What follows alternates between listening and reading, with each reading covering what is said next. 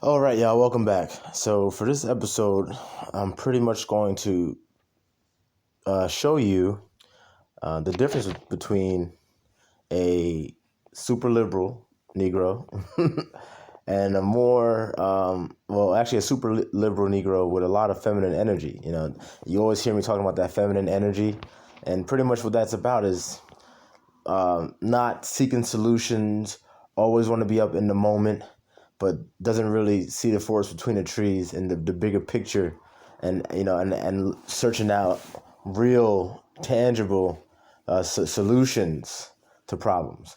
And then on the other side, we have the more what you might want to consider, I guess, conservative leaning Negro, but he also has or exudes that masculine energy. Now, I'm not sure if Roland Martin grew up with his father around or not, but I do know that he has a lot of feminine energy surrounding him.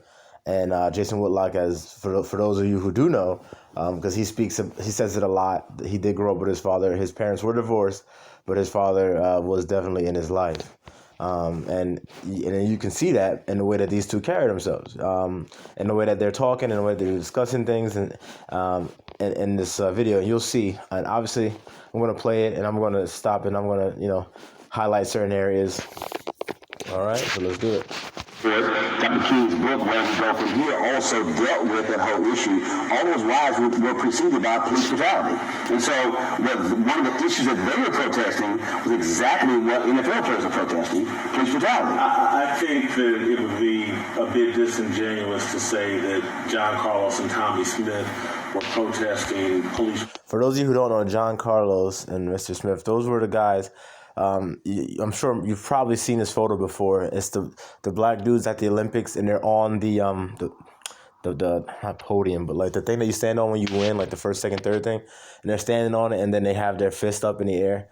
That was John Carlos, and they were protesting obviously back then in the '60s, I believe it was, about everything that was going on back then. Obviously the civil rights movement, and things were a lot worse back then than they are today.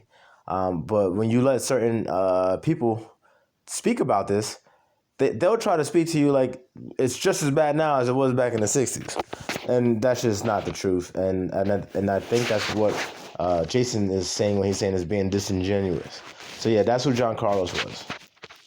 Yeah, I'm sure that was quite possibly part of it, but No, not possibly. That was one of the issues. I would say that, at that time, segregation was still in full effect. There were still laws, I think, in effect that discriminated against us.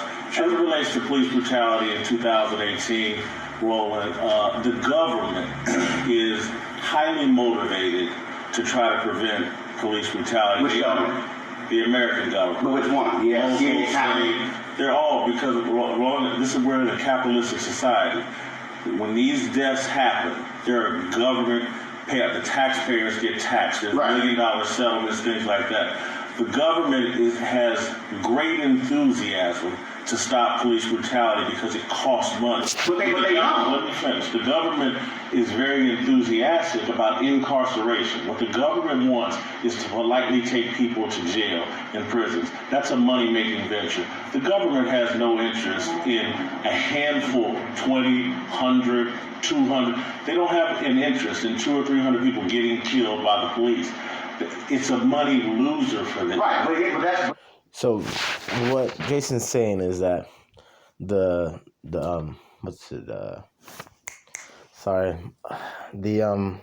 business model is lock these motherfuckers up, because when we lock them up and throw away the key, they're generating business for these for-profit prisons.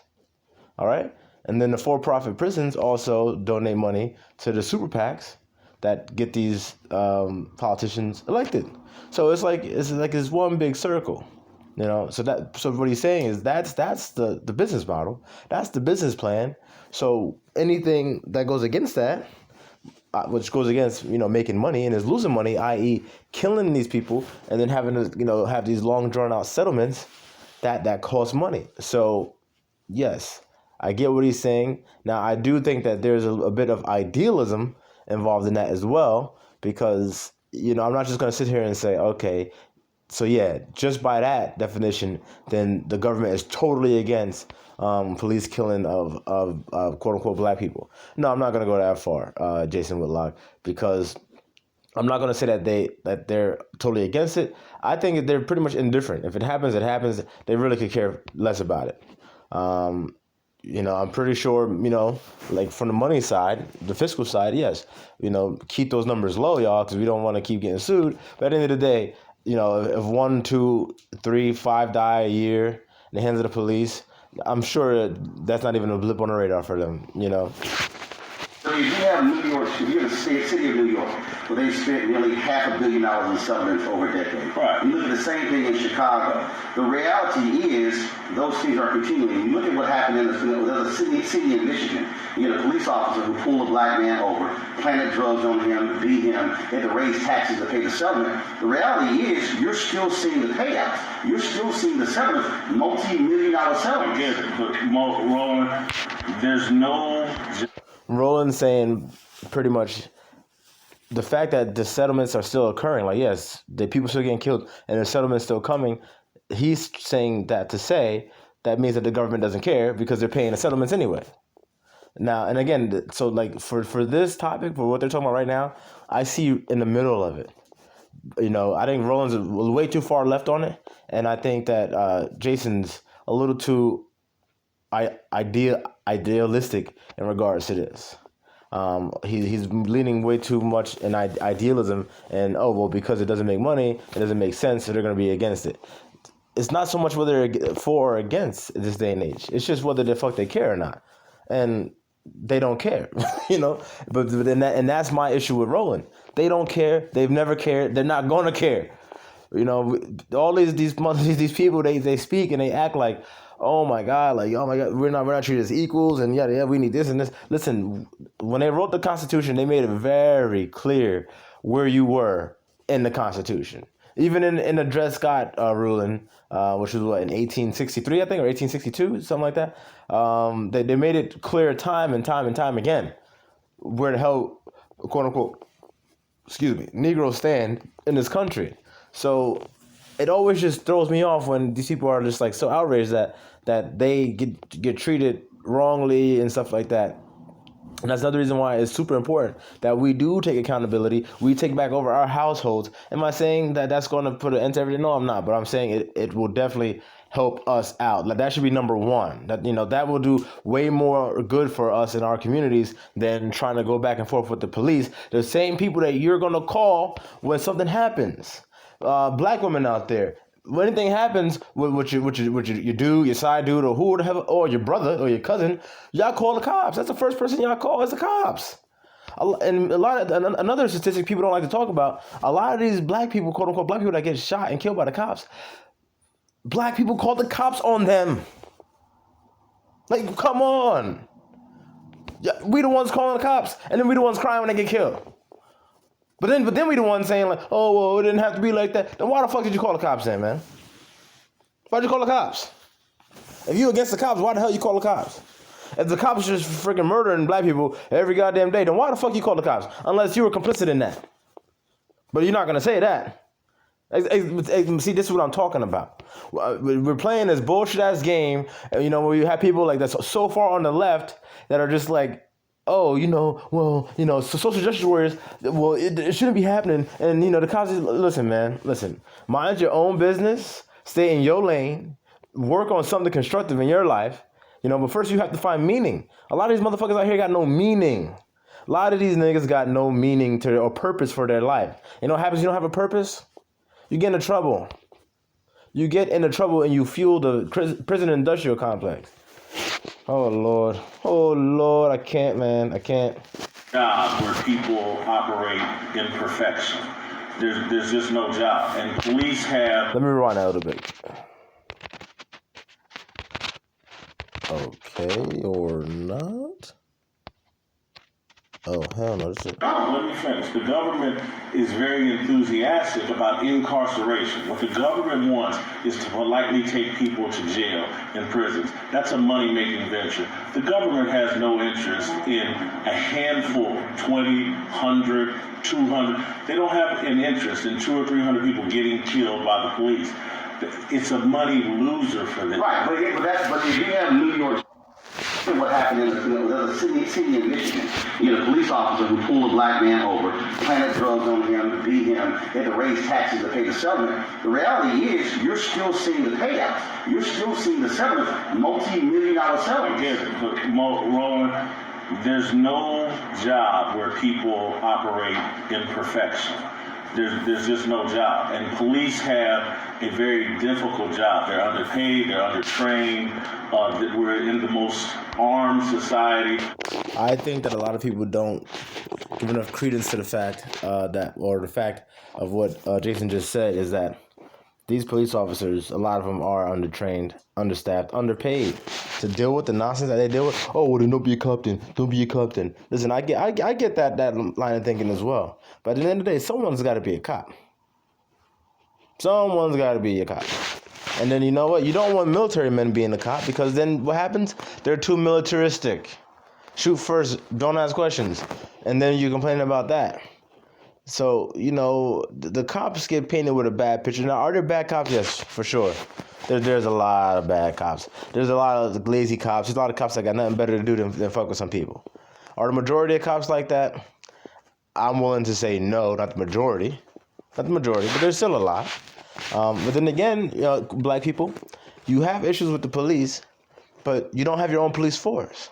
And I don't hear none of y'all out here clamoring about getting your own police force. So, you know, you want to be out here on Front Street, you know, picketing and protesting and defund the police, but you're being policed by people that aren't you. Maybe you don't want to see people that are you being policemen because you don't like to see a black male and an authority figure, as an authority figure. Maybe that's what it is. And maybe that comes back from the single-parent households being run by these women who are so strong and black and independent and don't take no nothing from nobody, especially no damn man. You know what? Maybe that's it, right? I don't know. That's just me speculating right now. But I'm pretty sure that's what it is. And I'm pretty sure that most people that are listening to this channel and have been listening to me on the podcast or this channel or even in real life, you know what I'm saying, and you know that it definitely carries water. Perhaps in the history of the planet and the world, anytime you have a society this armed, there are going to be mistakes made. And again, do we overlook them? No, I'm not saying overlook them. But to sit here and pretend like, because it's popular over Twitter, that there's an ethic. Also notice how, as Jason's speaking, he's very poised the whole time, and he's saying things, and he's backing it up. You know, he just said, I'm not, you know, not saying we just, you know, forget about it when it happens. No. These are real things. But we cannot over conflate these things and turn them into things that they are not, and give them the energy that they do not deserve, especially when we have bigger fish to fry. Now, when you juxtapose Jason's demeanor to Roland's demeanor, you'll see what I mean when I say all that female energy and all that emotional based stuff.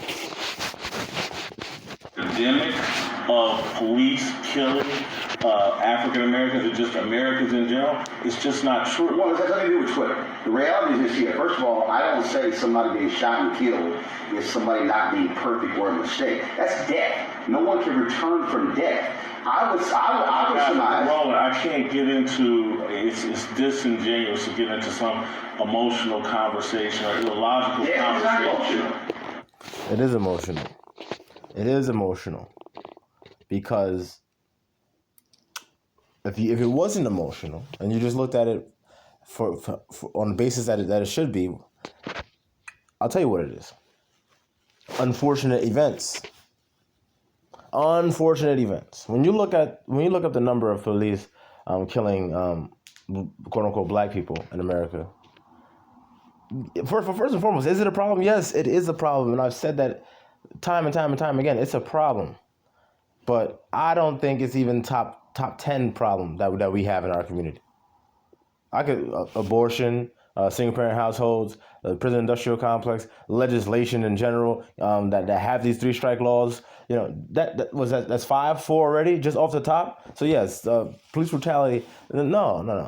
The fact that we don't have our own economy, we have no power. Our population hasn't grown in the past half a century. These are all bigger issues than the police brutality one. And these other issues are issues that if we fix, it will permeate through all our other problems. It will make it easier to fix these other problems. The police brutality thing, that's not the root. You have to get to the root. When you're really searching out solutions, you know what you do? You get to the fucking root. Want to know why? Because to do anything else is just to waste time, energy, and resources. Okay? And we have finite of all 3 of those. So it doesn't make sense to just go around I think this is the problem. Let me go solve this problem. Oh, that wasn't actually the problem. This is the problem. No. Get to the root. Get to the root. And the root is fixing the black family. Get the black man back in the household to lead the family. Form a good community, a real community with a real culture. Not this culture, again, with the drinking 40s and not snitching and all this shit. That's not a culture, man. That's not a culture. It's not a productive culture. If you want to call it a culture, knock yourself out. That's not a productive culture. That's nothing that anyone should aim to be a part of. Again, you're running around with buzzwords. I'm talking about this conversation of trying to pretend like the police and the government have any interest in any citizen getting killed. They don't. They're highly motivated because of their real plan is mass incarceration. It's not killing people in the street. It's such a small number, and I get it. But in this society where gun violence is this prevalent, there are going to be mistakes made by the police. Just like there's a difference between mistakes being made and when you have. First of all, I've covered city government. Gotcha. I've covered county government. Gotcha. I've actually been in the room when politicians were having to deal with these issues. The reality is this: when you have cases, numerous cases, not a handful, when you have numerous cases that, first of all, run the gamut. The city of Cleveland is on their 2nd consent decree in a decade. When you look at when Mitch Landry became mayor of New Orleans, he called in the Department of Justice to look at that police department that had decades of corruption. Ramsey was the police chief in Philadelphia. He called in DOJ. Same thing. You know, of course, the history of Los Angeles and the history in New York. And so this is not just a matter, I believe, of players protesting just in case of somebody being shot and killed. It's also those folks who are being beaten. When you have Chicago cops, in the case of Laquan McDonald, who first of all lied, flat out lied. Then you had cops who went to Burger King when they had surveillance video and erased the video. They actually erased the video. Then they all right, so Roland's going on this long tangent, and none of us is really addressing what Jason had just said. And that's because he can't address it at face value. So what he's doing is he's doing a roundabout, building a straw man, and trying to attack that. And you'll see that a lot with the social justice warriors and the over-emotional super liberals. You know, they just got their point that they're trying to get across, and they're not for objective conversation or quote-unquote debate, if you will. Now, obviously, Roland has brought Jason onto the show, which is a good thing. But I've watched Roland bring a lot of people on the show, and typically whenever he brings someone that he believes to lean on the right, he never tries to understand or listen. It's just him trying to yell and speak over people and try to talk down to them. And and for the most part, in this one, he look, I do not agree with him for the most part. And now he's just ranting about different corrupt police, which again I've stated, yes, there are corrupt police. Jason has even said it sitting across from him. There are corrupt police. I'm covered for each other. And then there are multiple cases. Do we need police reform? Yes. John Burge, who just died, of course, beaten, tortured upwards of 40 black men. That's not mistakes. That is culture. Do the police? It's funny he says that is culture, and I can agree with that to a degree. The police is a fraternity. That's what it is. And yes, they do have a culture that isn't so much, that doesn't have quote unquote blacks in their best interest and blacks' best interest in mind. But that's not what their job is. Police job is to enforce policy, police policy. That's what they do, and they write you citations, and they charge you. They're called charges. Then you have to go and pay these charges to avoid jail time. It's like a tax collection service for the most part. So don't allow yourself to be charged. Don't break any policies. Move with a purpose, and most times you will be fine. But yes, the police have a culture that is, that again doesn't have our best interests in mind. But we know that, or at least we should know that. This isn't new. None of this is new. So why do we keep touching the stove and then crying that it's burning us? I don't get it. Am I saying like complete separatists separate? No, not quite. What I'm saying is take care of your own shit. Then you don't got to worry about what everyone else is doing. When you want a good relationship, right? You're not worried about what's going on outside. You know what I'm saying? All you know is that I'm doing what I gotta do at work. My baby doing what she doing at work, and we together we building something right here. We got plans. We got big plans. You know what I'm saying? You stop hanging out with the boys as much. You know what I'm saying? You stop doing certain things. Not saying that you switch up. It's not switching up. It's just you're moving with a purpose. And when you're moving with a purpose, your boys, they understand that, and her friends, they understand that too. They move with a purpose. They got goals, so they don't try to stop you. At least not your real friends. So the same thing applies here. The black people, we got to start moving with a purpose, man. We ain't going nowhere. And that's evidenced by the hoods. You got, like I said in the last video, there's generations upon generations growing up in the same hood, the same block, same projects. Come on, man. You ain't going nowhere. You ain't doing nothing. So you know what happens? You gather moss. What's moss? That's police brutality and injustice. That's what that is. The Rolling Stone gathers no moss. When you moving, nothing can stick to you. You just keep going, progressing. Police have a culture of excessive force. Perhaps they do, and probably they do. Is our government highly motivated to try to prevent it? Absolutely, they are. Because we're not in a perfect society. People make mistakes. They hire the wrong people. It's hard to have a perfect culture. There's no job. It's like a doctor. Doctors make mistakes all the time. People driving cars make mistakes and kill people. People shoot and kill each other because they're making mistakes. They get too emotional. They're too filled with hatred, whatever. Human beings are flawed and they make mistakes. And so, Roland, I get it. A lot of this stuff plays great on Twitter. No, but for me, it's Twitter.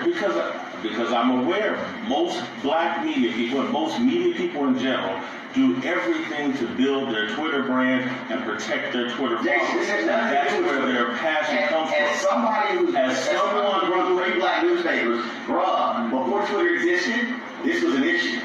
And as someone who before Twitter existed, it was an issue. And what has changed since then, Roland? Mr. Martin, what's changed? Has the approach changed? I don't think so. I don't think it's changed. Nothing's changed. Doing the same shit, and nothing's changed. So what are you saying? It's buried a family member because of police misconduct. Someone very close to me and my family. I get the emotion when the police misconduct. I helped raise a relative who was killed by police. I get it. But the solution isn't this.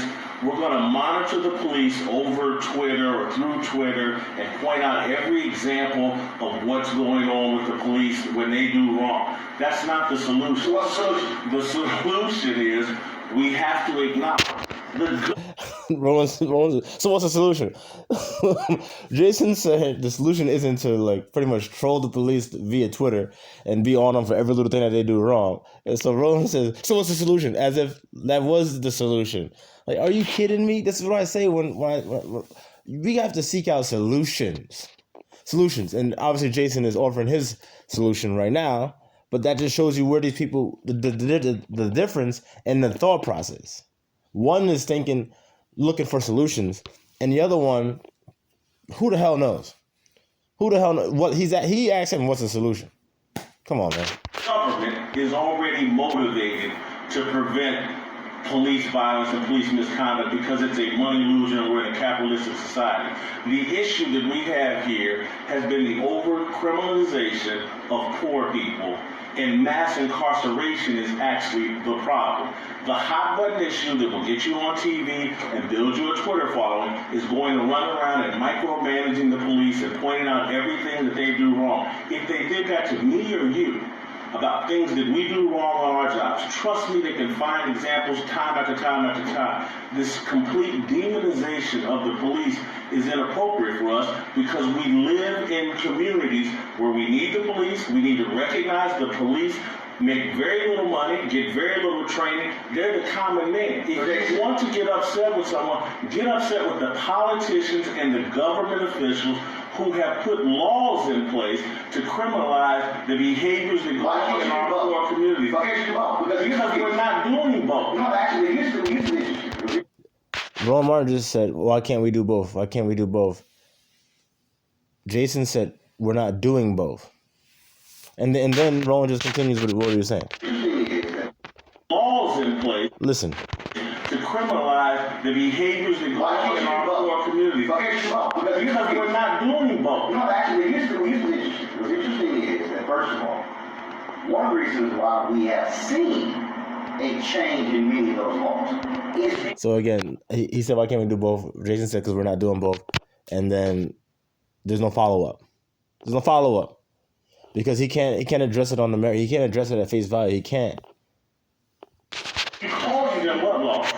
Well, first and foremost, 10 years ago, 5 years ago, you did not have a level of first body cameras you have now. That's first. Second of all, you also have not had the level of scrutiny of police departments to change practices as a result. One of the issues that you have is you have strong collective bargaining of contracts where you have police departments in terms of what they can and cannot do. When you look at Amber Geiger right now in Dallas, who, based upon that contract, did not have to speak for 3 days, did not have to actually say what happened. She could, for 3 days, she could not say anything, and then, according to their contracts, is allowed to present an affidavit that actually was written by a police department attorney. Here's the reality of facts. Having been black for 51 years. Look, like I said before, we do need police reform. Yes, what Roland's saying about Amber Geiger, that's crazy. That's crazy. And I'm sure there's many more crazy stories like that across the nation. Yes, we do need police reform. Is that the first thing that quote-unquote black people should be freaking ooh-rahing about and using all their resources on? No, not at all. Not at all. That's my issue. And I'm pretty sure that's what Jason's saying too, in a very roundabout way, no pun intended. My father doing business in the black community my entire life, having grown up in the black community. Well, we can focus on the, let's say, 100 mistakes that police make every year. It's more than 100 days. But we know what is going on in our communities and where our children, who are killing our children.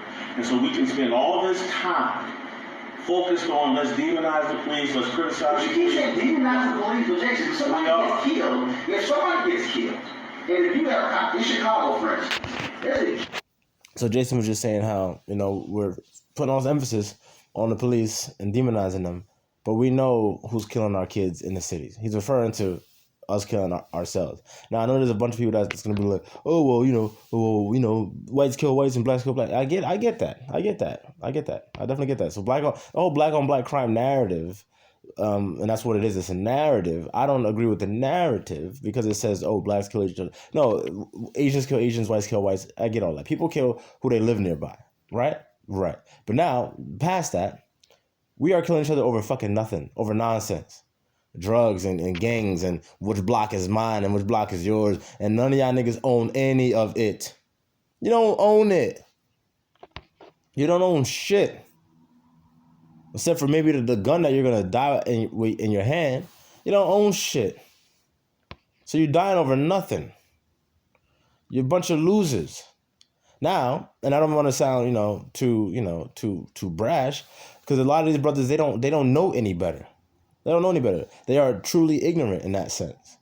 So I can't truly put all the blame on them for them growing up and not knowing any better, not being taught nothing. That's what they were taught.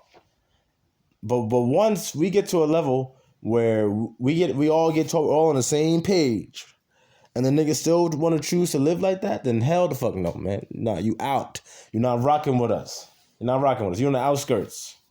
You know what I'm saying? Survive on your motherfucking own, because we're not gonna have that. You know what I'm saying? When we move forward, family, we will not have that.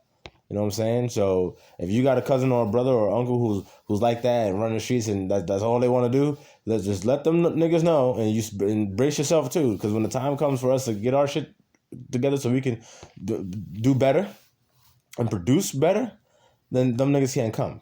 Period, point blank. I don't care who's doing the killing. No. There's a judge in Chicago, for example. The judge in Chicago who saw. No. Actually says they are lying. Yeah, he's talking about some cops that lie. We would say, you know what? And that all goes back to police reform and the culture of the cops need to change. But like I said, it's a fraternity. It's a fraternal order, and people might say, "Oh, well, there's women in there now." It's still a fraternity. We don't need cops who lie. We don't need cops who make stuff up. But that's just one issue. Here's what I see. We also don't need journalists who take an issue that we're having in the black community, gun violence, and the death of our young people. And for black men 18 to 24, our leading cause of death is homicide. We don't need journalists who focus on this smaller issue that's damaging young black men and ignore this issue and have all the conversation. You're doing it right now. And have all the conversation about this issue and all the athletes taking a knee about this issue instead of us as black people saying, hold on, we have some issues in our community. There's some things we can do, and there's some things we can ask the government to do. And again, the government is already highly motivated to prevent police brutality. They're not highly motivated to fix a corrupt criminal. All right, so that's pretty much it from their discourse. And again, I don't fully agree with Whitlock about the government being highly motivated to stop it. You know, I don't think it's that big of an issue for them, because again, I believe that they are overall indifferent towards it.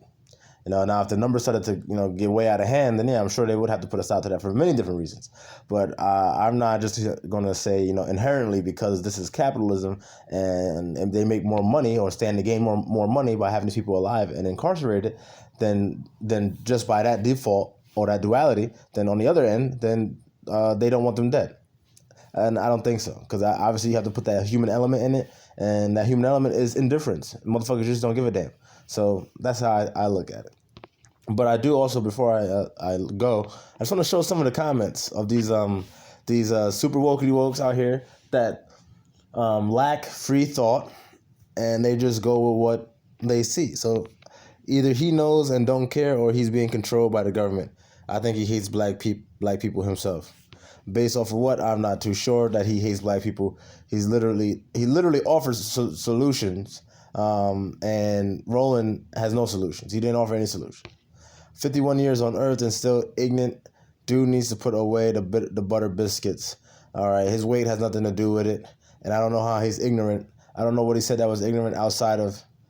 And it's not even ignorant what he said about the whole government, being enthusiastic to stop it. I'm not sure if that's ignorant, or I think it's just too idealistic. He is lost. Okay, brother, and you're found? Okay. Wow, ignorance is certainly bliss. He's so lost. Again, I don't know of anything that he said in this whole discourse that I would say was ignorant. Don't think that he's lost. I'm pretty sure that he's very successful thus far. Roland brings up stats and facts. Okay, I'm not sure what stats and facts Roland brought up. Hey Whitlock says, hey, stop using buzzwords. And that is what Roland does. Roland likes to pander to a lot of what's trending, and because obviously if you're look, the truth hurts. Period. And I said that before. The truth hurts. Some people don't like hearing the truth. When someone is with in a very bad relationship and people tell them you're in a very bad relationship, they don't want to hear that, even though if they know it's true, and it hurts them. And it hurts them. Want to know why it hurts? It hurts because they know. That's why the truth hurts. The truth hurts because people already know and they don't want to admit it. That's why it hurts. So the truth hurts. So if anything that I'm saying hurts you motherfuckers, it's because it's the truth. And if you don't want that truth juice, keep it moving. Keep it moving and understand that you are part of the problem. Put your ego to the side. Put all that bullshit to the side. It's either you get with the program or you get left. Much respect to Roland for at least taking the time out to meet with this individual. Unfortunately, some people choose to remain in their ignorance. Again, I don't see the ignorance. Where does he get this? The government is highly motivated BS from. Show me the evidence. The government won't even mandate and ensure all police use body cameras. So I mean, he pretty much told you why he believed that the government is highly motivated, and anyone that understands the English language would be able to see where he's coming from. Now, again, I think that is too idealistic for him to think that just because they want to make money off of incarceration that they would be against killings. No, I think they're more indifferent because again, that human element. Jason been a sellout his whole life. I went to school with him. All right, Jason the Guru T. I wonder how well you're doing in life. Because I think Jason's doing just fine. And again, this isn't like me being a fanboy of Jason Whitlock or nothing like that. It's just calling it like it is and calling these super liberals out, because these motherfuckers will be the first one to call someone a sellout, a coon, but they got no answers. No answers.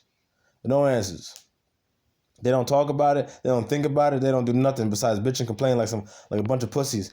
You know what I'm saying? And then people like Jason Whitlock get on here and offer some solutions and say, hey, I don't think that we should be going, we should try to demonize the police when we have bigger issues. And we do have bigger issues. If anyone out there is going to try to tell me, or anyone for that matter, that the number one problem plaguing the black community is police brutality, so, slap that motherfucker, man.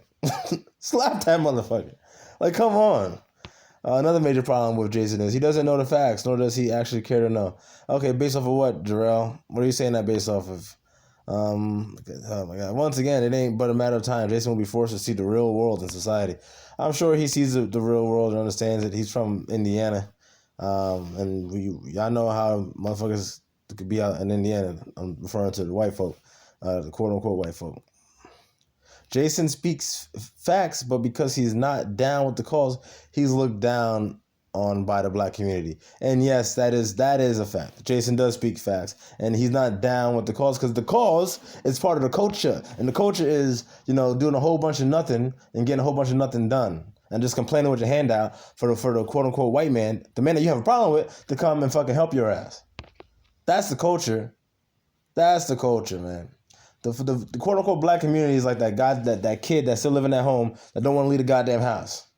Want to play music loud as hell all damn day, have all the girls over, get to do all this shit, but then complain. Complain. You don't get to complain. Get the fuck out the house. Do for yourself, and gain some respect. Gain some respect. And I'm not saying go and gain respect of others. No, gain some respect for your fucking self. Gain respect for yourself, and then you know what? Other people will be forced to respect you. It's super simple. If you don't have respect for yourself, who the fuck is going to respect you? And excuse my language, I know I've been lighting this one up, but this is just something that, especially when you read these comments, it's like, come the fuck on. Like, yo, man, my work is cut out for me, and all the other people in the conscious community that actually give a damn about real solutions for our problems. Our work is cut out. I get it. He grew up in the black community. He was like picked on, so he made a vow to himself, when I get famous, I'ma show them. Don't really know where you're going with that. He can't be serious. My brain malfunctions when Whitlock speaks. No, your brain malfunctions because you probably don't have one. Just saying like it is. Jason doesn't care about facts. Oh, okay. Yeah. People just be saying the craziest shit, man. On here. And Roland Martin's part of the problem. People like him, part of the problem. Part of the problem, man. Ain't offering no solutions. Ain't going to turn to the community and call them out. Wanna know why? Because y'all making him rich. He's telling y'all what the hell y'all want to hear. He's the wolf in sheep's clothing. Do I truly believe that he's trying to be the demise of quote unquote black people? I don't fucking know. I don't know. Do I know that he's at least unwilling doing it to some degree? Yes. Am I gonna sit here and say that I know his fucking motives? No. He could be genuine and wanting to help, and he could just be misguided, which many of us are. But that's part of the problem. He's misguided, therefore he is misguiding people, and that's just only gonna hurt us. Teaching people to have their hand out and turn the other cheek, and address and not address the root of problems, or not address the root problem, is an issue. But this video has been going on for a little while, 40 minutes or a while, so I'm done. But y'all take care, be safe.